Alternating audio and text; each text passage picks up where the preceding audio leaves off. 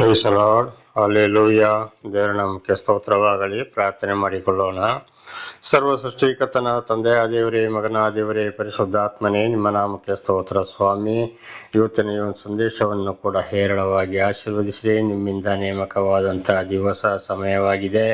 ನಿಮ್ಮ ಪ್ರೀತಿ ಸಹಾಯಲ್ಲದೆ ಯಾರು ಏನು ಮಾಡಲು ಸಾಧ್ಯವಿಲ್ಲ. ಎಲ್ಲ ನಿಮ್ಮ ಕೃಪೆ, ನಿಮ್ಮ ಎಲ್ಲ ಉಪಕಾರಗಳಿಗಾಗಿ ಕೃತಜ್ಞತಾ ವಂದನೆಗಳು. ಯೇಸುವಿನ ನಾಮದಲ್ಲಿ ಪ್ರಾರ್ಥಿಸಿದ್ದೇನೆ, ನಮ್ಮ ತಂದೆ, ಆಮೇನ್. ಇದನ್ನು ಕೇಳುತ್ತಿರುವ ನನ್ನ ಸಹೋದರ ಸಹೋದರಿ, ನಿಮಗೂ ನನ್ನ ಹೃದಯಪೂರ್ವಕವಾದಂಥ ನಮಸ್ಕಾರಗಳು. ಈ ದಿವಸವೂ ಕೂಡ ದೇವರು ನಿಮ್ಮನ್ನು, ನಿಮ್ಮ ಮಕ್ಕಳನ್ನು ಎಲ್ಲ ರೀತಿಯಲ್ಲಿ ಹೇರಳವಾಗಿ ಆಶೀರ್ವದಿಸಲೆಂದು ಪ್ರತಿ ದಿವಸ ಬೆಳಗಿನ ಪ್ರಾರ್ಥನೆಯಲ್ಲಿ ಪ್ರಾರ್ಥಿಸುವನಾಗಿದ್ದೇನೆ. ದೇವರ ನಾಮಕ್ಕೆ ಸ್ತೋತ್ರವಾಗಲಿ. ಈ ದಿವಸದ ಸಂದೇಶದ ಭಾಗವು ಕೂಡ ಜ್ಞಾನವಂತರಾಗಬೇಕು. ಇದರಲ್ಲಿ ಇವತ್ತು ಮೊದಲನೇ ವಿಷಯ ನಾವು ತಿಳಿದುಕೊಳ್ಳುವಂಥದ್ದು, ಸತ್ತವರಿಗೆ ಪೂಜೆ ಪುರಸ್ಕಾರ ಇದೆಲ್ಲ ಮಾಡುವ ಹಾಗೆ ಇಲ್ಲ ಅಂತ ಹೇಳಿ. ದೇವರ ನಾಮಕ್ಕೆ ಸ್ತೋತ್ರ.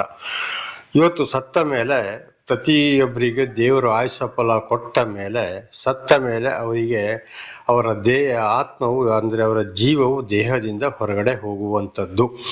ಆಗ ಅಲ್ಲಿ ಆ ಶರೀರ ಏನಾಗ್ತದೆ, ಒಣಗಿದ ಮರದ ಹಾಗೆ ಆಗ್ತದೆ. ಇವತ್ತೊಂದು ಮರ ಹಸಿರು ಇರುವಾಗ ಅದಕ್ಕೆ ನೀರು ಬೇಕು, ಗೊಬ್ಬರ ಬೇಕು, ಗಾಳಿ ಬೇಕು, ಹಸಿರಾಗಿರ್ತದೆ, ಬದುಕಿರ್ತದೆ, ಜೀವ ಇರ್ತದೆ ಅಂತ ನಮಗೆ ಎಲ್ರಿಗೂ ಗೊತ್ತಿದೆ. ಒಂದು ವೇಳೆ ಅದು ಒಂದು ವೇಳೆಲ್ಲ ಸತ್ತು ಹೋಗ್ತದೆ. ಅದರ ಸಮಯ ಬಂದಾಗ, ಸತ್ತು ಹೋದಾಗ ಅದಕ್ಕೆ ನೀರು ಹಾಕಿದ್ರು ಪ್ರಯೋಜನ ಇದೆಯಾ, ಗೊಬ್ಬರ ಹಾಕಿದ್ರು ಪ್ರಯೋಜನ ಇದೆಯಾ, ಅಥವಾ ಏನಾದರೂ ಹುಳ ಹುಪ್ಪಟೆಗಳು ಹಿಡಿತಾವೆ ಅಂತೇಳಿ ಸ್ಪ್ರೇ ಮಾಡಿದ್ರು ಪ್ರಯೋಜನ ಇದೆಯಾ? ಇಲ್ಲ. ಕಡೆಗೆ ಅದನ್ನ ಏನು ಮಾಡ್ತಾರೆ, ಸೌದೆ ಮಾಡಿ ಅಂದರೆ ಕಟ್ಟಿಗೆ ಮಾಡಿ ಸುಡ್ತಾರೆ, ಅದರಲ್ಲಿ ಅಡಿಗೆ ಮಾಡ್ತಾರೆ, ಇದು ಹೆಣಗಳನ್ನ ಸುಡೋಕೆ ಕೂಡ ಉಪಯೋಗಿಸ್ತಾರೆ, ನಾನಾ ರೀತಿ ಅದನ್ನು ಉಪಯೋಗಿಸ್ತಾರೆ. ಅದೇ ರೀತಿ ಮನುಷ್ಯನ ಶರೀರದಿಂದ ದೇವರ ಒಂದು ಜೀವ ಆತ್ಮ ಹೊರಟು ಹೋದ ಮೇಲೆ ಅದೇ ರೀತಿ. ಆದರೆ ಅದನ್ನು ಕಡೆಗೆ ಏನು ಮಾಡಬೇಕು, ಅಲ್ಲಿ ಒಂದು ಸಮಾಧಿ ಮಾಡಬೇಕು. ಇಲ್ಲದ ಹೋದ್ರಲ್ಲಿ ನಾನಾ ಥರದ ಕೊಳೆತು ವಾಸನೆ ಬರ್ತದೆ, ನಾನಾ ರೀತಿ ಕಾಯಿಲೆ ಕಸಗಳು ಬರ್ತವೆ ಅಂತ ಹೇಳೋದಕ್ಕೆ ಅದಕ್ಕೆ ಅಲ್ಲಿ ಏನು ಮಾಡಿದರೆ, ದೇವರು ಮೊದಲೇ ಅದನ್ನು ಸಮಾಧಿ ಮಾಡುವಂಥದ್ದು. ಇನ್ನು ಕೆಲವರು ಏನು ಮಾಡ್ತಾರೆ, ಅದನ್ನು ಸುಟ್ಟು ಭಸ್ಮ ಮಾಡ್ತಾರೆ. ಹಳ್ಳಿಗಳಲ್ಲಿ, ಒಂದೊಂದು ಕಡೆ ಹಳ್ಳಿಗಳಲ್ಲಿ ಕಟ್ಟಿಗೆ ಎಲ್ಲ ಕೂಡಿ ಹಾಕಿ, ಅಂದರೆ ಸೌದೆ ಎಲ್ಲ ಅದಕ್ಕೆ ಸೇರಿಸಿ ಸುಟ್ಟು ಹಾಕ್ತಾರೆ. ಪಟ್ಟಣಗಳಲ್ಲಿ ಈಗ ವಿದ್ಯುತ್ ಕರೆಂಟಲ್ಲಿ ಕೂಡ ಅದನ್ನು ಸುಡ್ತಾರೆ. ಕೆಲವು ಕಡೆಗೆ ಇರುತ್ತಾರೆ ಅದನ್ನು ಹೂತು ಹಾಕ್ತಾರೆ. ಅಂದರೆ ಅದು ಕೊಳೆತು ಹೋದಾಗ ವಾಸನೆ ಬರ್ತದೆ. ಎಲ್ಲ ವಾಸನೆಗಿಂತಲೂ ಮಿಗಿಲಾದ ವಾಸನೆ ಮನುಷ್ಯನ ಶರೀರದ ವಾಸನೆ ಸತ್ತ ಮೇಲೆ. ಅದರಲ್ಲಿ ಬಹಳ ಥರದ ಕಾಯಿಲೆಗಳು ಕೂಡ ಉಂಟಾಗುವಂಥ ಪರಿಸ್ಥಿತಿಗಳು ಇವೆ. ಆದ್ದರಿಂದ ಅದು ಮೇಲೆ ಗಾಳಿಗೆ ಸೇರಬಾರ್ದು, ಇತರರಿಗೆ ತೊಂದರೆ ಆಗಬಾರ್ದು ಅಂತ ಹೇಳುವಂಥದ್ದಕ್ಕೆ ಆ ರೀತಿ ಕೈಗೊಳ್ತಾರೆ. ಹಾಗೆ ಇವತ್ತು ಈ ಸತ್ತ ಮರಕ್ಕೆ ಏನಾದರೂ ಇವತ್ತು ಪೂಜೆ ಪುರಸ್ಕಾರ, ಉದಾಹರಣೆಗೆ ಯಾವುದೇ ರೀತಿಯ ಪೂಜೆ ಪುರಸ್ಕಾರ ಮಾಡೋದು ಏನಾದರೂ ಮಾಡಿದರೆ ಅದು ವಾಪಸ್ಸು ಸಿಗಿರ್ತದೋ? ಇಲ್ಲ. ಅದು ಹಾಗೆ ವರ್ಷ ವರ್ಷ ಮಳೆಗೆ ಬಿಸಿಲಿಗೆ ಒಣಗಿ ಕುಂಬಾಗಿ ಹೋಗ್ತದೆ. ಹಾಗೆ ಮನುಷ್ಯನ ದೇಹ ಕೂಡ ಏನಾಗ್ತದೆ, ಮಣ್ಣೊಳಗಡೆ ಕರಗಿ ಹೋಗ್ತದೆ, ಸುಟ್ಟರೆ ಬೂದಿಯಾಗಿ ಹೋಗ್ತದೆ. ಅಥವಾ ಹಾಗೆ ಸಮಾಧಿ ಮಾಡಿದರೆ ಮಣ್ಣೊಳಗೆ ಅಲ್ಲಿ ಏನಾಗ್ತದೆ, ಅದು ಕರಗಿ ಹೋಗ್ತದೆ, ಮಣ್ಣಿಗೆ ಸೇರಿಬಿಡ್ತದೆ. ಹಾಗೆ ಅಲ್ಲಿ ಜೀವ ಇದೆಯಾ? ಇಲ್ಲ. ಇನ್ನು ಅದಕ್ಕೆ ಯಾಕೆ ಪೂಜೆ ಪುರಸ್ಕಾರ, ಅನೇಕ ದುಡ್ಡುಗಳನ್ನು ಖರ್ಚು ಮಾಡೋದು, ಅದರ ಮುಂದೆ ಇದು ವರ್ಷ ಅದಕ್ಕೆ ತಿಥಿ ಮಾಡುವಂಥದ್ದು, ಇದೆಲ್ಲ ಏನು ಯಾಕಾದರೂ ಬೇಕಾಗಿದೆಯಾ? ಖಂಡಿತವಾಗಿ ಬೇಡ. ಇದನ್ನು ನಾವು ಬಹಳ ಚೆನ್ನಾಗಿ ನಾವು ತಿಳಿದುಕೊಳ್ಬೇಕಾಗ್ತದೆ. ಸುಮ್ಮನೆ ಒಂದು ಖರ್ಚು ಮಾಡುವುದಷ್ಟೇ. ಅನೇಕರಿಗೆ ಅದಕ್ಕೆ ಏನು ಮಾಡ್ತಾರೆ, ವರ್ಷಕ್ಕೆ ಒಂದ್ಸಲ ಬಟ್ಟೆ, ಹೊಸ ಬಟ್ಟೆ ಅದು ಇದೆಲ್ಲ ಇಡೋದು, ಬಿರಿಯಾನಿ ಮಾಡೋದು, ನಾನಾ ಥರದ ಅಡುಗೆಗಳನ್ನ ಮಾಡೋದು, ತಗೊಂಡೋಗಿ ತಿನ್ನುತ್ತಾ ಸಮಾಧಿ ಹತ್ರ ಇಡೋದು. ಅದು ಏನಾದರೂ ತಿಂತದ? ಇಲ್ಲ. ಅದಕ್ಕೆ ಕಾಗೆಗಳು ಬಂದು ತಿಂತವೆ, ಇರುವೆಗಳು ಬಂದು ತಿಂತವೆ, ನಾಯಿಗಳು ಬಂದು ತಿಂತವೆ. ಇನ್ನು ಕೆಲವರು ಏನು ಮಾಡ್ತಾರಪ್ಪ ಅಂದರೆ, ಈ ಸತ್ತಾಗ ಅಲ್ಲಿ ತಗೊಂಡೋಗಿ ಇಟ್ಟು 3ನೇ ದಿವಸ ತಗೊಂಡೋಗಿ ಒಂದೊಂದು ನಮ್ಮ ಕರ್ನಾಟಕ ರಾಜ್ಯದ ಒಂದೊಂದು ಜಿಲ್ಲೆಗಳಲ್ಲಿ ಒಂದೊಂದು ರೀತಿಯ ಪದ್ಧತಿಗಳು ಕೂಡ ಇರ್ತವೆ. ಈ ಕುಡಿಯುವಂಥ ಮದ್ಯ ಅಂದರೆ ನಾನಾ ರೀತಿಯ ಬ್ರಾಂಡಿಗಳನ್ನ ತೆಗೆದು ಕಡೆ ಇರುವಂಥದ್ದು, ಸಿಹಿ ತಿಂಡಿಗಳನ್ನ ಇಡುವಂಥದ್ದು, ಹಣ್ಣು ಹಂಪಲುಗಳನ್ನ ತಿನ್ನುವಂಥದ್ದು, ಅದು ನಿಜವಾಗಿ ತಿಂತದೆ, ಅದು ಬೂದಿಯಾಗಿ ಹೋಗಿರ್ತದೆ, ಸುಟ್ಟ ಇಲ್ಲ ಇದೆ ಮಣ್ಣಿನೊಳಗೆ ಆ ಶವ ಕೊಳಿತಾ ಇರ್ತದೆ. ಕಡೆಗೆ ಅದನ್ನು ತಿನ್ನೋದು ಯಾರು? ಅಲ್ಲಿ ಹೋಗಿ ಆ ತಿನ್ನಕ್ಕಾಗಿಯೇ ಕೆಲವು ಜನಗಳು ಕಾಯ್ತಾ ಇರ್ತಾರೆ, ಈ ಮದ್ಯ ಬ್ರ್ಯಾಂಡಿಯನ್ನು ಕುಡಿಲಿಕ್ಕೆ. ಬಾಕಿ ತಿನ್ನುವಷ್ಟು ಯಾರು ಆಸೆ ಪಡೋದಿಲ್ಲ, ಈ ಕುಡಿಯೋದಕ್ಕಾಗಿ ಆಸೆ ಪಡ್ತಾ ಇರ್ತಾರೆ. ಆ ಸತ್ತ ಸಮಾಧಿ ಹತ್ರ 3ನೇ ದಿವಸ ತಗೊಂಡೋಗಿ ಇಡುವಂಥದ್ದನ್ನ ಆಗ ನಿಜವಾಗ್ಲೂ ಈ ಸತ್ತವರೇ ಮೇಲು, ಅವರಿಗಿಂತ ಸತ್ತವರು ಯಾರಾಗಿದ್ದಾರೆ? ಇವರೇ ಆಗಿದ್ದಾರೆ. ಆದರೆ ಇದು ಆದಿಯಿಂದಲೇ ಬೆಳೆದು ಬಂತು, ನಮ್ಮ ಹಿರಿಯರು ಮಾಡ್ಕೊಂಡು ಬಂದಿದ್ದಾರಲ್ಲ ಈ ಪದ್ಧತಿ ಅಂತ ಹೇಳ್ತಾರೆ. ಹೌದು, ಹಿರಿಯರು ಮಾಡ್ಕೊಂಡು ಬಂದಿದ್ದಾರೆ. ಅದನ್ನು ನಾವು ಹಿಂದೆ ತಿಳ್ಕೊಂಡು ಹಾಗೆ ಒಂದು ವರ್ಗದ ಜನರು ಸರಿಯಾದ ನಮಗೆ ಗ್ರಂಥಗಳನ್ನು ಬೋಧನೆ ಮಾಡದಿರುವುದರಿಂದ, ತಿಳಿಸದೇ ಇರುವುದರಿಂದ ಈ ಒಂದು ಅನಿಷ್ಟ ಪದ್ಧತಿಗಳನ್ನು ಕಳಿಸಿಕೊಡ್ತಾ ಬಂದಿದ್ದಾರೆ. ಅದೇ ಇವತ್ತು ಕೆಟ್ಟು ಹೋಗಿರುವಂಥದ್ದು ನಮ್ಮ ಭಾರತ ದೇಶದಲ್ಲಿ. ಅನೇಕ ಈ ಒಂದು ಮೂಢನಂಬಿಕೆ, ಸೈತಾನ ಕಾರ್ಯ, ವಿಗ್ರಹಾರಾಧನೆಗೆ, ಈ ಅನಿಷ್ಟ ಪದ್ಧತಿಗಳಿಗೆ ಹೋಗಲಿಕ್ಕೆ ಕಾರಣವೇ ಇದುವೇ ಆಗಿದೆ. ದೇವರ ನಾಮಕ್ಕೆ ಸ್ತೋತ್ರವಾಗಲಿ. ಹಾಗೆ ಒಂದು ವರ್ಗದ ಜನರನ್ನು ತಗೊಂಡು ಅವ್ರು ನೋಡಿ ಸತ್ತಾಗ ತಗೊಂಡೋಗಿ ಅದಕ್ಕೆ ಏನು ಮಾಡ್ತಾರೆ, ಅಲ್ಲಿ ಸಮಾಧಿ ಮಾಡ್ತಾರೆ ಅಷ್ಟೇ. ಅದಕ್ಕೆ ಪೂಜೆ ಪುಸ್ಕಾರ, ಅದು ಇದು, ನೀ ತಿನ್ನು, ಅದು ತಿನ್ನು, ಇದು ತಿನ್ನು ಏನಾದರೂ ಇಡ್ತಾರ? ಅವ್ರು ಇವತ್ತು ಬದುಕಿಲ್ವೋ? ಒಳ್ಳೆ ಒಳ್ಳೆ ಮನೆಗಳನ್ನು ಕಟ್ಟಿಕೊಳ್ಳಿಲ್ವಾ? ಚೆನ್ನಾಗಿ ವಾಸ ಮಾಡ್ತಾ ಇಲ್ವೋ? ಅದು ಇವತ್ತು ಈ ಥರದಲ್ಲಿ ನೋಡಿ ನಾನಾ ರೀತಿ ಹೀಗೆ ಮಾಡಿದ ಅವರಿಗೆ ದೆವ್ವ ಹಿಡಿಯೋದು, ದೇವ್ರು ಹಿಡಿಯೋದು, ಅದು ಹಿಡಿಯೋದು, ಇದು ಹಿಡಿಯೋದಂಥದ್ದು ಏನಾದರೂ ಅವ್ರು ಮಾಡ್ತಾರಾ? ಮಾಡುವುದಿಲ್ಲ. ಕಾರಣ ಚೆನ್ನಾಗಿ ಅವರಿಗೆ ಅಲ್ಲಿ ಗ್ರಂಥಗಳು ಪಠನವಾಗ್ತವೆ, ತಿಳಿಸ್ತಾರೆ, ಆ ವಿಷಯವನ್ನಲ್ಲಿ ಬಿಟ್ಟು ಹೋಗ್ತಾರೆ. ಆದರೆ ದೆವ್ವ ಇಲ್ವೋ? ದೆವ್ವ ಇದೆ, ಅದು ಬೇರೆ ವಿಷಯಗಳು. ಅದನ್ನು ಕೂಡ ನಾವು ಆಮೇಲೆ ತಿಳಿದುಕೊಳ್ಳಬಹುದು. ಹಾಗೆ ನೋಡಿ, ಇದು ಸತ್ತ ಮೇಲೆ ಈ ಪೂಜೆ ಪುಸ್ಕಾರ ಇದೆಲ್ಲ ವ್ಯರ್ಥವಾಗಿದೆ. ಉದಾಹರಣೆಗೆ, ಆಗ ಮನುಷ್ಯನ ಜೀವ ಯಾವುದು? ಗಾಳಿ. ಇದು ಆದಿಕಾಂಡ 2ನೇ ಅಧ್ಯಾಯ 7ನೇ ವಚನದಲ್ಲಿ ನಾವು ಬಹಳ ಸಲ ತಿಳಿದುಕೊಂಡಿದ್ದೇವೆ. ದೇವರು ಮಣ್ಣಿನ ಬೊಂಬೆಯನ್ನು ಪ್ರಥಮ ಮಾನವನ್ನಾಗಿ ಮಾಡಿದ್ರು, ಅದಕ್ಕೆ ಜೀವ ಇರಲಿಲ್ಲ. ದೇವರು ಮಣ್ಣಿನ ಬೊಂಬೆಗೆ ಮೂಗಿನ ಮೂಲಕ ಏನು ಮಾಡಿದ್ರು, ಈ ಗಾಳಿಯನ್ನು, ಜೀವಶ್ವಾಸ ದೇವರ ಗಾಳಿಯಾಗಿದೆ, ಅದನ್ನು ಏನು ಮಾಡಿದ್ರು, ಊದಿದ್ರು, ಅಲ್ಲಿ ಬದುಕಿದೆ. ಹಾಗೆ ಇವತ್ತು ನಾವು ಕೂಡ ಉಸಿರಾಡುವುದು ಯಾವುದು? ಮೂಗಲಿ. ಗಾಳಿ ಉಸಿರಾಡದ ಹೋದರೆ ಖಂಡಿತವಾಗಿ ನಾವು ಬದುಕಲಿಕ್ಕೆ ಸಾಧ್ಯ ಇದೆಯಾ? ಇಲ್ಲ. ಮೂಗು ಬಾಯೆಲ್ಲ ಕಟ್ಟಿ ಒಂದು 10 ನಿಮಿಷ ಸುಮ್ಮನೆ ಇದ್ದು ಬಿಡೋಣ, ನೋಡೋಣ ಖಂಡಿತವಾಗಿ ಬದುಕ್ತೀವಿ, ನೋಡೋಣ, ಖಂಡಿತವಾಗಿ ಸಾಯುವುದಿಲ್ಲ. ಅದಕ್ಕೆ ಡಾಕ್ಟ್ರು ಕೂಡ ಹೇಳಿದ್ದು, ಒಂದೊಂದು ಸಲ ಆಸ್ಪತ್ರೆಗೆ ಹೋಗುತ್ತೆ, ಡಾಕ್ಟ್ರು ಹೇಳ್ತಾರೆ ಉಸಿರಾಡು ಉಸಿರಾಡು ಉಸಿರಾಡು ಉಸಿರಾಡು ಅಂತೇಳಿ. ನನಗೆ ಸ್ತೋತ್ರವಾಗಲಿ. ಹಾಗೆ ಗಾಳಿ ಕಣ್ಣಿಗೆ ಕಾಣ್ತದೆ ಇಲ್ಲ, ಅದೊಂದು ಶಕ್ತಿ. ಈ ಗಾಳಿ ಅದು ಗಂಡ ಹೆಣ್ಣು ಅಂತ ಗುರುತು ಮಾಡ್ಲಿಕ್ಕೆ ಆಗ್ತದ? ಅದು ಬಟ್ಟೆ ಹಾಕಿದೆಯಾ ಇದಿಲ್ಲೋ, ಅದು ಬೆತ್ತಲೆ ಅಂತ ಗುರುತು ಮಾಡ್ತದ? ಅದಕ್ಕೆ ಊಟ ಬೇಕಾ? ಅದಕ್ಕೆ ನಿದ್ದೆ ಬೇಕಾ? ಏನಾದರೂ ಕಾಯಿಲೆ ಕಸ ಇದೆಯಾ? ಯಾವುದು ಇಲ್ಲ. ದೇವರ ನಂಬಿಕೆ ಸ್ತೋತ್ರ. ಹಾಗೆ ಯಾವಾಗ ದೇಹದಿಂದ ದೇವರ ಆತ್ಮ, ಇದು ಮನುಷ್ಯನ ಜೀವ, ದೇವರು ಕೊಟ್ಟಂತ ಜೀವ ಹೊರಟು ಹೋಗ್ತದೋ, ಆ ಗಾಳಿಯನ್ನು ದೇಹ ಸ್ವೀಕರಿಸಲಿಕ್ಕೆ ಸಾಧ್ಯವಿಲ್ವೋ, ಅದುವೇ ಅಲ್ಲಿ ಸಾಯುವಂಥದ್ದು. ಆಗಲಿ ಏನು ಮಾಡಬೇಕು? ಚೆನ್ನಾಗಿ ಒಂದು ಸಮಾಧಿ ಮಾಡುವಂಥದ್ದು.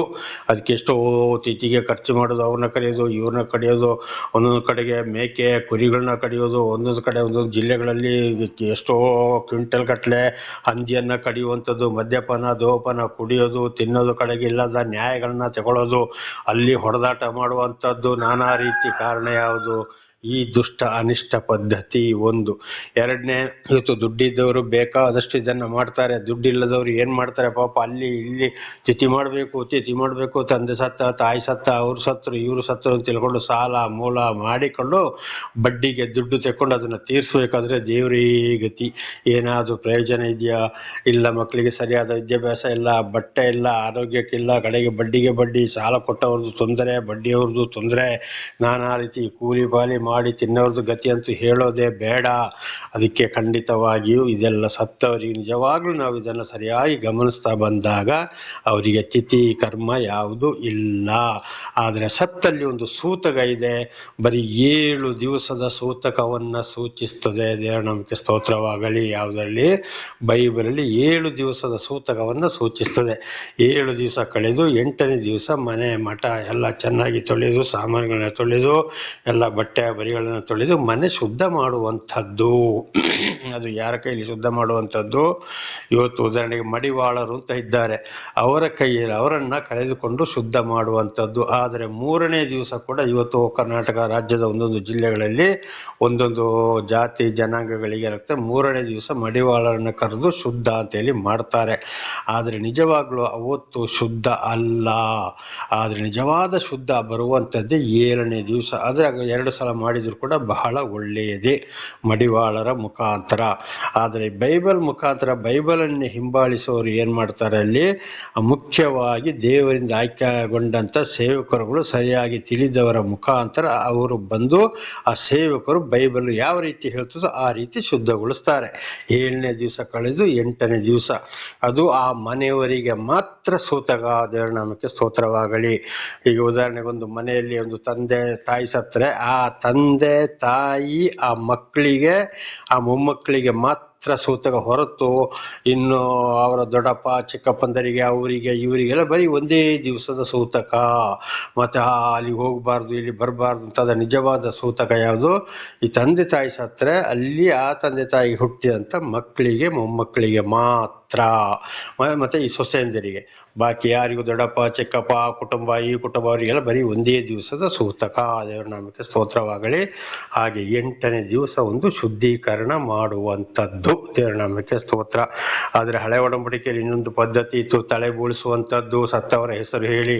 ಅದು ಹೊಸ ಒಡಂಬಡಿಕೆಯಲ್ಲಿ 2025ನೇ ವರ್ಷದ ಹಿಂದೆ ಅದು ತಿದ್ದುಪಡಿಯಾಗಿದೆ. ತಲೆ ಬೋಳಿಸಿ ಮಾಡಿ ಏನು ಪ್ರಯೋಜನ ಇಲ್ಲ. ಸತ್ತವರಿಗಾಗಿ ತಲೆಯನ್ನು ಬೋಳಿಸಿಕೊಳ್ಬೇಡಿ, ಮೈಗೆ ಗಾಯವನ್ನು ಮಾಡಿಸಿಕೊಳ್ಬೇಡಿ, ಹಚ್ಚೆಯನ್ನು ಚುಚ್ಚಿಸಿಕೊಳ್ಬೇಡಿ ಅಂತೇಳಿ ಆ ಸರ್ವ ಸೃಷ್ಟಿಕರ್ತರಾದ ದೇವರ ಮಾತೆ ಇದೆ.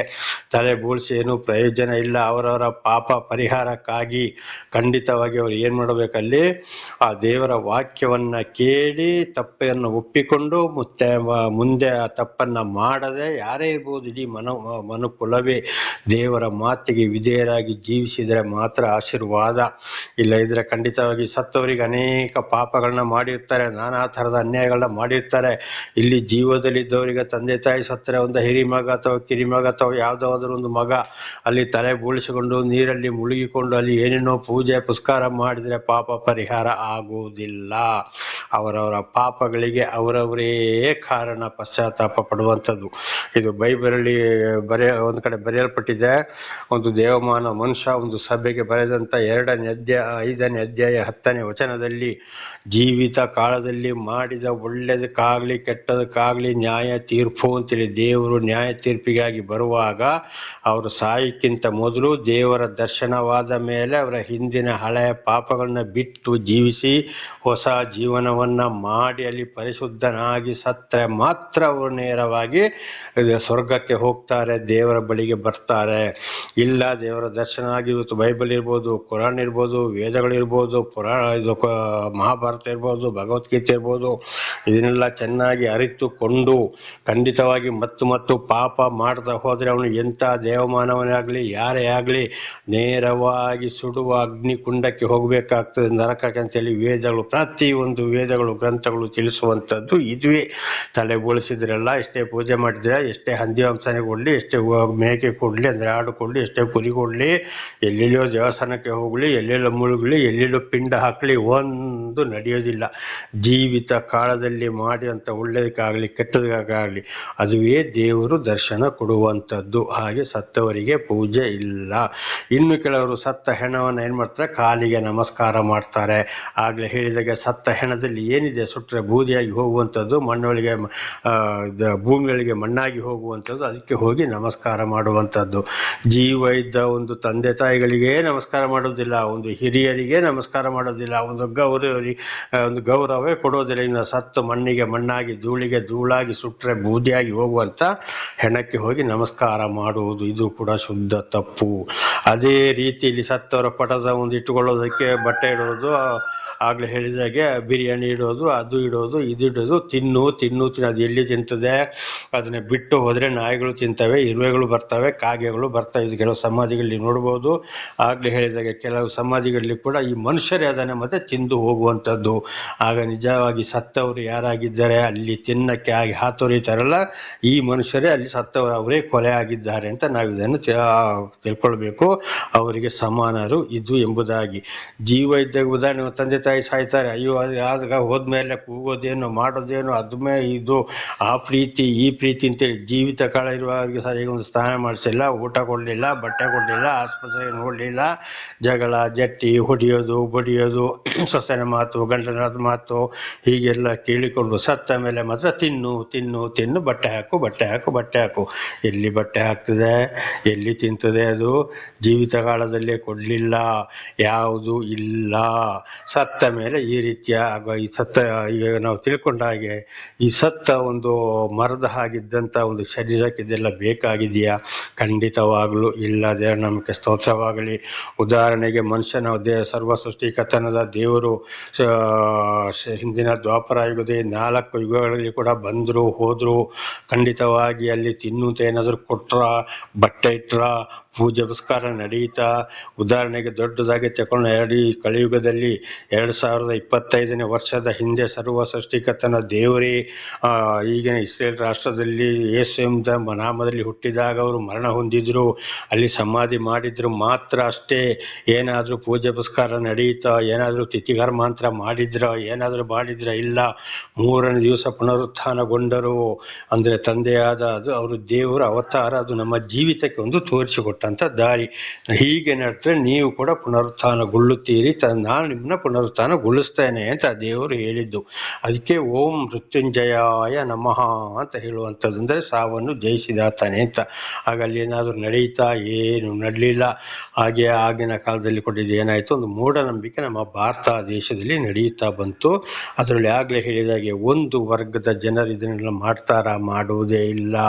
ಅವರು ಚೆನ್ನಾಗಿಲ್ಲ. ಮತ್ತು ಬೇರೆ ಜಾತಿಗಳಲ್ಲಿ ಅವರು ಬಂತರು, ಇವರು ಬಂತು, ಅವರ ಆತ್ಮ ಬಂತು, ಇವರ ಆತ್ಮ ಬಂತು, ಆ ಪೀಡೆ ಬಂತು, ಈ ದೆವ್ವ ಬಂತು, ಹಾಗೆ ಬಂತು, ಹೀಗೆ ಬಂತು ಅಂತ ಇರ್ತಾರೆ.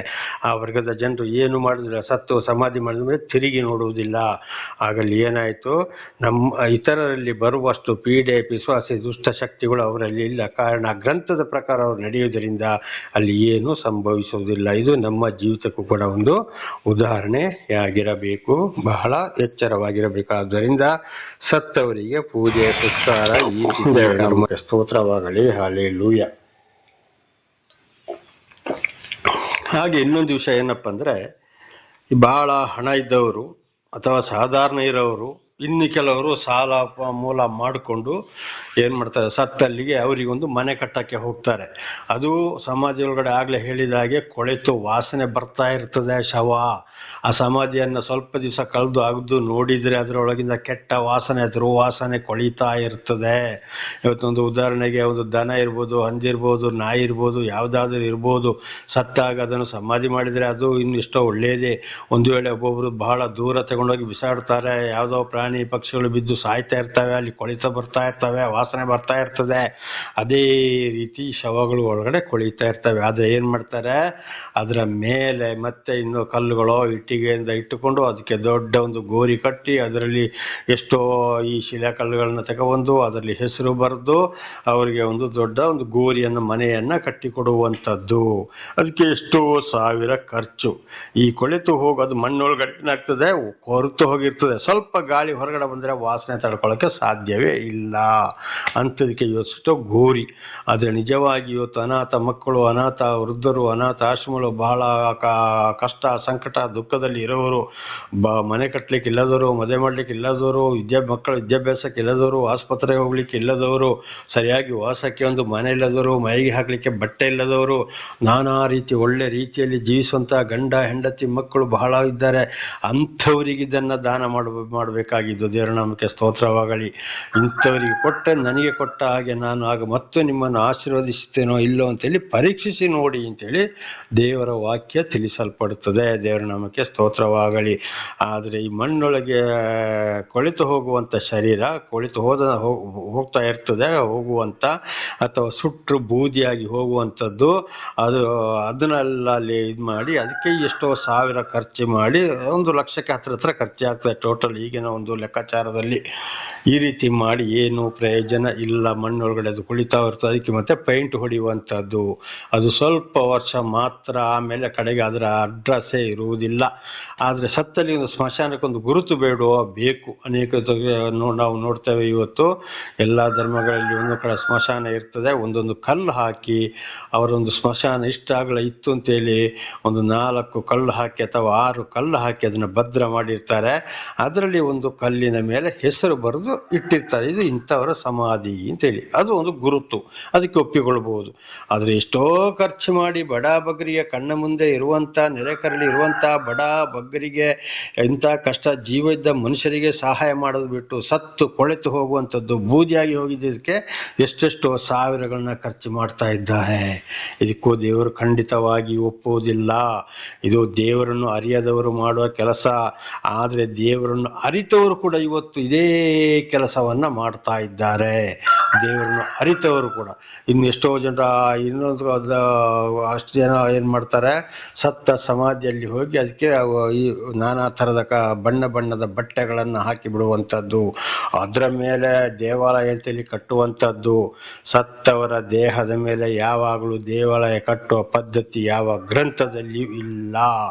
ದೇವರ ನಾಮಕ್ಕೆ ಸ್ತೋತ್ರವಾಗಲಿ. ಅವರ ಆತ್ಮಕ್ಕೆ ನ್ಯಾಯ ತೀರ್ಪು. ಅದಕ್ಕೆ ಅಲ್ಲಿ ಆಗಲಿ ನಾವು ಹೇಳಿದ್ದು, ಜೀವಿತ ಕಾಲದಲ್ಲಿ ಮಾಡಿದ ಒಳ್ಳೆಯದಕ್ಕಾಗಲಿ ಕೆಟ್ಟದಕ್ಕಾಗಲಿ ಯಥಾಸ್ಥಿತಿಗೆ ನಾವು ಕ್ರಿಸ್ತನ ನ್ಯಾಯಾಸನದ ಮುಂದೆ ಕಾಣಿಸಿಕೊಳ್ಳಬೇಕು. ಅಂದರೆ ಯುಗದ ಕೊನೆಯ ಅಂತ್ಯದಲ್ಲಿ ಆ ಪರಮಾತ್ಮನು ಸಾಕ್ಷಾತ್ ಪರಮಾತ್ಮನು ಭಗವಂತನು ಯೇಸು ಅಂತ ಹೇಳ್ತಾರೆ. ಬಾಕಿ ನಾನಾ ಥರದ ಹೆಸರುಗಳನ್ನು ಕೂಡ ಅದನ್ನು ನಾವು ತಿಳ್ಕೊಂಡಿದ್ದೇವೆ.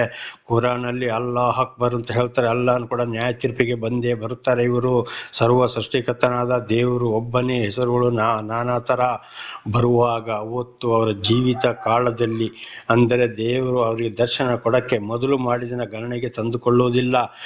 ಯಾವಾಗ ದೇವರ ದರ್ಶನವಾಯಿತು, ಮಾತು ಕಿವಿಗೆ ಬಿತ್ತು, ದೇವರು ಯಾರ ಮುಖಾಂತರ ತಿಳಿಸ್ಬೇಕೋ ಅದನ್ನು ತಿಳಿಸಿದಾಗ ಮತ್ತೆ ತಪ್ಪಿ ಹೋದಾಗ ಅಲ್ಲಿ ಶಿಕ್ಷೆ ಕಟ್ಟಕ. ಅವ್ರು ಏನೇ ಮಾಡಲಿ ಎಂಥ ಸಮಾಧಿ ಮಾಡಲಿ, ಎಷ್ಟು ಲಕ್ಷ ಕೋಟಿ ಖರ್ಚು ಮಾಡಲಿ, ಎಂಥ ಊಟನೇ ಕೊಡಲಿ, ಎಂಥ ತಿಥಿಕರ್ಮಣೆ ಮಾಡಲಿ, ಯಾವ ಹೊಳೆಗೆ ಹೋಗಲಿ, ಯಾವ ದೇವಸ್ಥಾನಕ್ಕೆ ಹೋಗಲಿ, ಯಾವ ಬ್ರಾಹ್ಮಣರ ಹೋಗಲಿ, ಏನೇ ಪೂಜೆ ಪುರಸ್ಕಾರ ಮಾಡಲಿ, ಏನೇ ಹೋಮ ಮಾಡಲಿ, ನನ್ನ ಸಹೋದರ ಇದೆಲ್ಲ 0 0 ಒಂದು ನಡೆಯುವುದಿಲ್ಲ.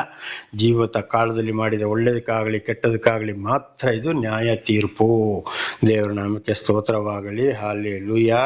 ಹಾಗೆ ಈ ವಿಷಯ ಒಂದು ಸತ್ತವರ ಬಗ್ಗೆ ಬಹಳ ಎಚ್ಚರವಿರಬೇಕು. ಅದಕ್ಕೆ ಅನವಾಸ ನಾವು ಮಾಡಕ್ಕೆ ಹೋಗಬಾರ್ದು. ಇನ್ನು ಅನೇಕರು ಏನು ಮಾಡ್ತಾರೆ, ಸತ್ತ ದಿವಸ ಅಲ್ಲಿ ಕೂತ್ಕೊಂಡು ಅಥವಾ ವರ್ಷ ಬರುವಾಗ ಪ್ರೇಯರು ಪ್ರಾರ್ಥನೆ ಹೀಗೆಲ್ಲ ವಿಷಯವನ್ನು ನಾವು ತಿಳಿದುಕೊಂಡಿದ್ದೇವೆ. ಇದು ಸಂಪೂರ್ಣವಾಗಿ ಗ್ರಂಥಗಳಲ್ಲಿ ಬರೆಯಲ್ಪಟ್ಟಿದೆ. ವಿಶೇಷವಾಗಿ ಬೈಬಲಲ್ಲಿ ಬರೆಯಲ್ಪಟ್ಟಿದೆ. ಎಲ್ಲ ಗ್ರಂಥಗಳಲ್ಲಿ ಒಂದೇ ಥರವಾಗಿ ಬರೆಯಲ್ಪಟ್ಟಿದೆ.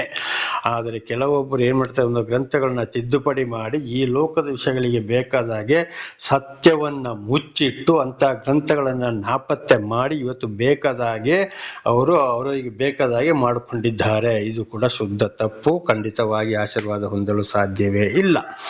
ಈಗ ವರ್ಷ ಆಯಿತು, ಒಬ್ಬರು ಸತ್ತ ಹೆಣವನ್ನು ಇಟ್ಟುಕೊಂಡು ಪ್ರಾರ್ಥನೆ ಮಾಡುವುದು, ಇನ್ನೂ ಪುನರುತ್ಥಾನಗೊಳ್ತಾರ ಏನಂತೇಳಿ. ಈಗ ಜೀವಿತ ಕಾಲದಲ್ಲಿ ಮಾಡಿದ ಒಳ್ಳೆಯದಕ್ಕಾಗಲಿ ಕೆಟ್ಟದಕ್ಕಾಗಲಿ ಅಂತ ಹೇಳುವ ಸತ್ತ ಹೆಣದ ಮುಂದೆ ಅದಕ್ಕೆ ಏನು ಕೇಳ್ತದೆ? ಎಷ್ಟೇ ತಂಪರಿ ಬಾರ್ಸೋಣ ಏನಾದರೂ ಮಾಡ್ತದೆ, ಅದಕ್ಕೆ ಕೇಳೋದೇ ಇಲ್ಲ. ವರ್ಷಕ್ಕೊಂದ್ಸಲ ಪ್ರಾರ್ಥನೆ. ಸತ್ತವರಿಗೆ ಪ್ರಾರ್ಥನೆ ಎಲ್ಲಿಯಾದರೂ ಬೈಬಲಲ್ಲಿ ಇದೆಯೋ? ಯಾವ ಸೇವಕನೇ ಆಗಲಿ, ಅವನು ಎಂಥ ಬಿಷಪ್ಪು, ರೆವರೆಂಡು, ಫಾದರ, ಪಾಸ್ಟರ್ಗಳು ಯಾರೇ ಆಗಲಿ ಒಂದು ಸಲ ಅಲ್ಲಿ ತೋರಿಸಲಿ. ಬೈಬಲ್ ಹೇಳ್ತದೆ, ಧರ್ಮೋಪದೇಶಕಾಂಡ 4ನೇ ಅಧ್ಯಾಯ 2ನೇ ವಚನ, 12ನೇ ಅಧ್ಯಾಯ 32ನೇ ವಚನ, ಇದರಲ್ಲಿ ಬರೆದಿರುವುದನ್ನು ಒಂದು ತೆಗಿಬೇಡಿ, ಬರೆಯದಿರುವುದನ್ನು ಇದೆ ಅಂತ ಹೇಳಬೇಡಿ. ಅಂಥವರು ಬಹಳ ಶಿಕ್ಷೆಗೆ ಒಳಗಾಗ್ತಾರೆ. ಏನಿದೆಯೋ ಅದನ್ನೇ ಹೇಳಬೇಕು. ಅದೇ ಪ್ರಕಟಣೆ 22, 18, 19ನೇ ವಚನದಲ್ಲಿ ಹೇಳ್ತದೆ, ಈ ಪ್ರವಾದನ ವಾಕ್ಯಗಳಲ್ಲಿ ಸುಳ್ಳು ಹೇಳಿದವರು ಬಹಳ ಶಿಕ್ಷೆಯನ್ನು ಅನುಭವಿಸ್ತಾರೆ. ಗದಗಂತ ಉರಿಯುವ ಅಗ್ನಿ ಕೆಂಡದಲ್ಲಿ ನಾಡಿದು ಬೀಳ್ತಾರೆ. ಇಹದಲ್ಲಾಗಲಿ ಪರದಲ್ಲಾಗಲಿ ಅವರಿಗೆ ಶಾಂತಿ, ಸಮಾಧಾನ, ಆಶೀರ್ವಾದ ಇಲ್ಲ. ಇಹದಲ್ಲಿ ಆದರೆ ದೇವರ ದರ್ಶನ ಆದ ಮೇಲೆ, ವಾಕ್ಯವನ್ನು ಕೇಳಿದ ಮೇಲೆ ತಪ್ಪಾಗಿ ನಡ್ಕೊಂಡ್ರೆ ಬಹಳ ಶಿಕ್ಷೆಯನ್ನು ಅನುಭವಿಸಬೇಕು. ಸತ್ತ ಮೇಲೆ ನ್ಯಾಯ ತೀರ್ಪಿನ ದಿವಸ ಮಾತ್ರ ನೇರವಾಗಿ ಅವರ ಆತ್ಮ ನರಕಕ್ಕೆ ಹೋಗ್ತದೆ. ಅಂತೇಳಿ ಬರೆಯಲ್ಪಟ್ಟಿದೆ. ಇನ್ನೊಂದು ಕಡೆ ಜ್ಞಾನೋಕ್ತಿ ಗ್ರಂಥ ಅಂತ ಹೇಳುವಂಥದ್ದು 30ನೇ ಅಧ್ಯಾಯ 6ನೇ ವಚನದಲ್ಲಿ ಬರೆಯಲ್ಪಟ್ಟಿದೆ. ಕಡೆಗೆ ಸುಳ್ಳು ಹೇಳಿ ಜನಗಳನ್ನ ವಂಚಿಸಬಹುದು, ಕಡೆಗೆ ಅವರು ಬಹಳ ಶಿಕ್ಷೆಗೆ ಒಳಗಾಗ್ತಾರೆ. ಆಗ ಇತರರು ಹೇಳ್ತಾರಂತೆ, ನೋಡಿ ಸುಳ್ಳು ಹೇಳಿ ಅನ್ಯಾಯ ಮಾಡಿ ಇವತ್ತು ಯಾವ ಶಿಕ್ಷೆಗೆ ಅವನು ಒಳಗಾದ ಅಂತೇಳಿ. ದೇವರಿಂದ ಶಿಕ್ಷೆಯನ್ನು ತಪ್ಪಿಸಿಕೊಳ್ಳೋಕ್ಕೆ ಸಾಧ್ಯ ಇಲ್ಲ. ಇಂಥ ಅನೇಕ ದೊಡ್ಡ ದೇವಮನವರು ಅಂಥವರು ಇಂಥವರು ಸೇವಕರುಗಳು ಅಂತ ಹೇಳುವವರು ಬಹಳ ಶಿಕ್ಷೆ ಪಟ್ಟಿದ್ದೇನೆ, ಕಣ್ಣಾರೆ ಕಂಡಿದ್ದೇನೆ, ಕಿವಿಯಾರೆ ಕೇಳಿದ್ದೇನೆ, ಈಗಲೂ ನಡೆಯುತ್ತಲೇ ಇದೆ. ಆದ್ದರಿಂದ ಗ್ರಂಥ ಬೋಧನೆಯಲ್ಲಿ ಬಹಳ ಎಚ್ಚರವಾಗಿರಬೇಕು. ಆದರೆ ಇವತ್ತು ಬಹಳ ಮಂದಿ ಅವರವರ ಸ್ವಂತಕ್ಕಾಗಿ ಸುಳ್ಳು ಹೇಳ್ಕೊಂಡು ದೊಡ್ಡ ಮನೆ, ದೊಡ್ಡ ಗಾಡಿ, ದೊಡ್ಡ ಮೊಬೈಲು, ಗಂಡ ಹೆಂಡತಿ ಜೀವನಕ್ಕಾಗಿ ದೇವರ ವಾಕ್ಯವನ್ನು ಮುಚ್ಚಿಟ್ಟಿದ್ದಾರೆ. ಮುದ್ರೆ ಹಾಕಿದಾಗೆ ಮಾಡಿಬಿಟ್ಟಿದ್ದಾರೆ. ಆದ್ದರಿಂದ ಸಹೋದರರೇ ಬಹಳ ಎಚ್ಚರ. ಉದಾಹರಣೆಗೆ ಇವತ್ತು ನಾವು ಹಳೆ ಒಡಂಬಡಿಕೆಯಲ್ಲಿ ಕೂಡ ನೋಡುವಾಗ ಅಂಥ ಮೋಶೆ ಸತ್ರು ಏನೋ ಪ್ರಾರ್ಥನೆ ನಡೀತಾ, ಎಷ್ಟೋ ದೇವರಿಂದ ಆಯ್ಕೆಗೊಂಡ ಪ್ರವಾದಿಗಳು ಸತ್ರು ಏನೋ ಪ್ರಾರ್ಥನೆ ನಡೀತಾ. ಹೊಸ ಒಡಂಬಡಿಕೆಯಲ್ಲಿ ದೇವರೇ ಮನುಷ್ಯನಾಗಿ ಅವತಾರವೆತ್ತಿ ಬಂದಾಗ ಸತ್ರು, ಅಲ್ಲಿ ಏನಾದರೂ ಪ್ರಾರ್ಥನೆ ನಡೀತಾ ಇಲ್ಲ. ಬರೀ ತಗೊಂಡು ಹೋಗಿ ಸಮಾಧಿ ಮಾಡಿದ್ರು ಅಷ್ಟೇ, ಪ್ರಾರ್ಥನೆ ಏನೂ ನಡೆಯಲಿಲ್ಲ. ಸತ್ತವರಿಗೆ ಇದೆಲ್ಲ ಮಾಡುವುದಂಥದ್ದು ವೇಸ್ಟು, ಅದು ಪದ್ಧತಿ ಅಲ್ಲ. ಜೀವಿತ ಕಾಲದಲ್ಲಿ ಏನೂ ನಡೆಯೋದಿಲ್ಲ, ದೇವರ ಮಾತನ್ನು ಕೇಳಿಲ್ಲ, ಪ್ರಾರ್ಥನೆ ಮಾಡಿದ ಮಾತ್ರಕ್ಕೆ ಅವರು ಪುನರುತ್ಥಾನಗೊಳ್ಳುವುದು, ಅದು ಮಾಡುವುದು ಇದು ಮಾಡುವುದು, ಆಚೆಯವರು ಈಚೆಯವರು ಅಂತ ಹೇಳುವಂಥದ್ದು ಖಂಡಿತವಾಗಲೂ ಇಲ್ಲ. ಇನ್ನು ಕೆಲವರಿಗೆ ಏನು ಮಾಡ್ತಾರೆ, ಇನ್ನೊಂದು ಜನಾಂಗಗಳಲ್ಲಿ ಸತ್ತ ಮೇಲೆ ಅವರೇ ಬರಬೇಕು ಸಮಾಧಿಗೆ, ಇವರೇ ಬರಬೇಕು, ಅವರು ಪ್ರಾರ್ಥನೆ ಮಾಡಲೇಬೇಕು. ಎಲ್ಲಿಯೂ ಏನು ಬರ್ದಿಲ್ಲ. ಸತ್ತಲ್ಲಿ ಅವರ ಸಂಬಂಧಿಕರು ನೆರೆಕರೆಯವರ ಸೇರಿ ಅವ್ರನ್ನ ಒಂದು ಸಮಾಧಿ ಮಾಡುವಂಥದ್ದು. ಸತ್ತ ಮೇಲೆ ಯಾವಾಗ ದೇಹದಿಂದ ಆತ್ಮ ಹೊರಟು ಹೋಯ್ತೋ ಖಂಡಿತವಾಗ್ಲೂ ಅವನೇ ಬರಬೇಕು, ಇವನೇ ಬರಬೇಕು, ಆ ಮಾನವ ಬರಬೇಕು, ಈ ಗುರುಜಿ ಬರಬೇಕು, ಈ ಸೇವಕ ಬರಬೇಕು ಅಂತೇಳಿ ಖಂಡಿತವಾಗ್ಲೂ ಇಲ್ಲ. ಇದೆಲ್ಲ ಸುಳ್ಳು ಬೋಧನೆಗಳಾಗಿವೆ. ಆದ್ದರಿಂದ ಬಹಳ ಎಚ್ಚರ. ಸತ್ತವರ ಬಗ್ಗೆ ಜಾಸ್ತಿ ಯಾರು ಖರ್ಚು ಮಾಡೋಕ್ಕೆ ಹೋಗಬೇಡಿ. ಈ ರೀತಿ ಒಂದು ಶುದ್ಧೀಕರಣ ಆಗಬೇಕು. ಕೆಲವೊಂದು ಜನಾಂಗಗಳಿಗೆ 11ನೇ ದಿವಸ ಶುದ್ಧೀಕರಣ ಮಾಡ್ತಾರೆ, ಅದು ಆದಿಯಿಂದ ನಡೆದು ಬಂದಂಥದ್ದು. ಆದರೆ ನಿಜವಾದ ಶುದ್ಧೀಕರಣ ಇರುವುದೇ 8ನೇ ದಿವಸ ಸತ್ತ ಮೇಲೆ. ಹಾಗೆ ಒಬ್ಬೊಬ್ಬರು ಏನು ಮಾಡ್ತಾರೆ, ನಮ್ಮ ಹಿರಿಯರು ಮಾಡ್ಕೊಂಡು ಬಂದಿರೋ ಬಿಡೋಕ್ಕಾಗೋದಿಲ್ಲ ಅಂತ 11ನೇ ದಿವಸದಲ್ಲಿ ಮಾಡ್ತಾರೆ. ಆಯಿತು, ಅದು ಅವರ ಒಂದು ವಿಷಯ. ಆದರೆ ತಿನ್ನಕ್ಕಾಗಿ, ಬಟ್ಟೆಗಾಗಿ ಈ ಕೊಳೆತು ಹೋಗುವಂಥದ್ದು, ಈ ಬೂದಿಯಾಗಿ ಹೋದಂಥ ಈ ಶರೀರಕ್ಕೋಸ್ಕರ ಇಷ್ಟೆಲ್ಲೋ ಖರ್ಚು ಮಾಡೋದು ಬಹಳ ತಪ್ಪು. ಇದನ್ನು ಇವತ್ತು ಅನಾಥ ಮಕ್ಕಳು, ಅನಾಥ ವೃದ್ಧಾಶ್ರಮಗಳಿಗೋ ಅಥವಾ ನಾನಾ ಥರ ಕಷ್ಟ ಸಂಕಟ ದುಃಖದಲ್ಲಿರುವಂಥ ಬಡವರಿಗೋ ಈ ರೀತಿ ಎಲ್ಲ ರೀತಿಯಲ್ಲಿ ದಾನ ಮಾಡಿದರೆ ದೊಡ್ಡ ಆಶೀರ್ವಾದ. ಅಂಥವರಿಗೆ ಮಾತ್ರ ಆಶೀರ್ವಾದ ಹೊರತು ಈ ರೀತಿ ಅನಾವಶ್ಯ ಖರ್ಚು ಮಾಡೋದನ್ನು ದೇವರು ಒಪ್ಪುವುದೇ ಇಲ್ಲ. ದೇವರ ನಾಮಕ್ಕೆ ಸ್ತೋತ್ರವಾಗಲಿ. ಹಲ್ಲೆಲೂಯಾ. ಇದರಲ್ಲಿ ಈಗ ಇನ್ನೊಂದು ವಿಷಯವನ್ನು ತಿಳಿದುಕೊಳ್ಳೋಣ. ಪ್ರಾರ್ಥನೆ ಅಂತ ಹೇಳ್ತೀವಿ. ನಿಜವಾಗ್ಲೂ ದೇವರು ನಾವು ಇವತ್ತು ಪ್ರಾರ್ಥನೆಗೆ ಕೂತುಕೊಳ್ಳುವಾಗ, ಪ್ರಾರ್ಥನೆ ಮಾಡುವಾಗ, ಮನೆಯಲ್ಲಿ ಆಗ್ಬೋದು, ದೇವಾಲಯದಲ್ಲಿ ಆಗ್ಬೋದು, ಎಲ್ಲಿಯಾದರೂ ಆಗ್ಬೋದು, ಪುರುಷರು ತಲೆಯ ಮೇಲೆ ಬಟ್ಟೆಯನ್ನು ಹಾಕಿಕೊಳ್ಳಬಾರದು. ಪುರುಷರು ಆರೋಗ್ಯ ಸರಿ ಇದ್ದರೆ ಮೊಣಕಾಲು ಹಾಕಿ 2 ಕೈಗಳನ್ನು ಮೇಲೆ ಎತ್ತಿ ತಲೆಯನ್ನು ತಗ್ಗಿಸಿ ಕಣ್ಣು ಮುಚ್ಚಿ ದೇವರೊಂದಿಗೆ ಮಾತನಾಡಬೇಕು. ಅಥವಾ ಶರೀರಕ್ಕೆ ಆರೋಗ್ಯ ಕಡಿಮೆ ಆದರೆ ನಿಂತುಕೊಂಡು, ಕೂತುಕೊಂಡು, ಮಲಗಿಕೊಂಡು, ರೋಗಿ ಆದರೆ ಮಲಗಿಕೊಂಡೇ ಪ್ರಾರ್ಥನೆ ಮಾಡಬಹುದು. ಎಲ್ಲ ರೀತಿಯಲ್ಲಿ ಕೂಡ ಪ್ರಾರ್ಥನೆ ಮಾಡಿದರೆ ದೇವರು ನೋಡೋರು ಕೇಳೋರಾಗಿದ್ದಾರೆ. ಅಡ್ಡ ಬಿದ್ದುಕೊಂಡು ಮಾಡಬಹುದು ಅಥವಾ ಬೋರಳ ಬಿದ್ದುಕೊಂಡು ಕೂಡ ಮಾಡೋದು. ಬೋರಳ ಬೀಳು ಅಂದರೆ ಉದ್ದಕ್ಕೆ ಕಮ್ಚಿ ಮಲ್ಕೊಂಡು 2 ಕೈಗಳನ್ನ ಮುಂದಕ್ಕೆ ಚಾಚಿ ಪ್ರಾರ್ಥನೆ ಮಾಡುವಂಥದ್ದು. ಅಡ್ಡ ಬೀಳೋದಂದರೆ ಮೊಣಕಾಲು ಹಾಕೋದು, ಬಗ್ಗಿ ತಲೆಯನ್ನು ಭೂಮಿಗೆ ಮುಟ್ಟಿಸಿಕೊಂಡು ಪ್ರಾರ್ಥನೆ ಮಾಡುವಂಥದ್ದು. ತಲೆ ಮೇಲೆ ಏನು ಬಟ್ಟೆ ಅದು ಇರಬಾರದು. ಯಾರಿಗೆ? ಪುರುಷರಿಗೆ. ದೇವರ ನಾಮಕ್ಕೆ ಸ್ತೋತ್ರವಾಗಲಿ. ಹಾಗೆ ಸ್ತ್ರೀಯರಿಗೆ ಒಂದು ಕಡ್ಡಾಯ ಏನಪ್ಪ ಅಂದರೆ, ಅವರು ಪ್ರಾರ್ಥನೆ ಮಾಡುವಾಗ ಮುಸುಕು ಹಾಕಿಕೊಳ್ಳಲೇಬೇಕು. ಸ್ತ್ರೀ ಅಂದರೆ ಯಾರು? ಮದುವೆ ಆದವರು ಮಾತ್ರ.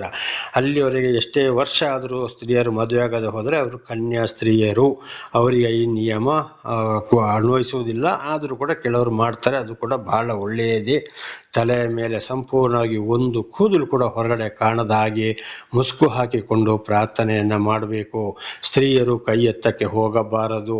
2 ಕೈಗಳನ್ನು ಎದೆಯ ಮುಂದೆ ಯಾಚನಾಪೂರ್ವಕವಾಗಿ ಹಿಡಿದು ಪ್ರಾರ್ಥನೆ ಮಾಡಬೇಕು. ತಲೆ ತಗ್ಗಿಸಿ ಕಣ್ಣನ್ನು ಮುಚ್ಚಿ, ಅದು ಕೂಡ ಈಗ ಸಾಧ್ಯವಾದರೆ ಮೊಣಕಾಲು ಹಾಕ್ಕೊಂಡು, ಇಲ್ಲದ್ರೆ ಈಗ ಪುರುಷರ ನಿಯಮ ಹೇಳಿದ್ರೆ ಕೂತ್ಕೊಂಡು ನಿಂತುಕೊಂಡು, ರೋಗಿ ಆದರೆ ಮಲ್ಕೊಂಡು, ಈ ರೀತಿಯಲ್ಲಿ ಮಾಡಿ 2 ಕೈಗಳನ್ನು ಮೇಲಕ್ಕೆ ಎತ್ತಕ್ಕೆ ಹೋಗಬಾರ್ದು. ಒಂದೊಂದು ಸಭೆಗಳಲ್ಲಿ ಹೇಳ್ತಾರೆ ಎಲ್ಲರೂ ಕೈ ಎತ್ತಿ ಅಂತ. ನಿಜವಾಗ್ಲೂ ಸ್ತ್ರೀಯರು ಕೈ ಎತ್ತಕ್ಕೆ ಹೋಗಬಾರದು. ಅದೊಂದು ಅಸಹ್ಯ ರೀತಿಯಲ್ಲಿ ಅಲ್ಲಿ ಕಾಣ್ತದೆ. ಅದನ್ನು ನಾನು ಹೇಳಕ್ಕೆ ಹೋಗೋದಿಲ್ಲ. ನಾನು ಒಂದು ಸಂಸಾರಸ್ಥನೇ, ಆದರೆ ಈಗ ದೇವರು ನನ್ನನ್ನು ಒಬ್ಬಂಟಿಗನಾಗಿ ಜೀವಿಸುವ ಹಾಗೆ ಮಾಡಿದ್ದಾರೆ. ಅದಕ್ಕಾಗಿ ದೇವರ ನಾಮಕ್ಕೆ ಸ್ತೋತ್ರವಾಗಲಿ. ಹಲ್ಲೆಲೂಯಾ. ಹಾಗೆ ಖಂಡಿತವಾಗಿಯೂ ಸ್ತ್ರೀಯರು ಕೈ ಎತ್ತಕ್ಕೆ ಹೋಗಬಾರ್ದು. ಒಂದೊಂದು ಸಭೆಯಲ್ಲಿ ಸ್ತ್ರೀಯರು ಕೈ ಎತ್ತಬೇಡಿ ಅಂತ ಹೇಳ್ತಾರೆ.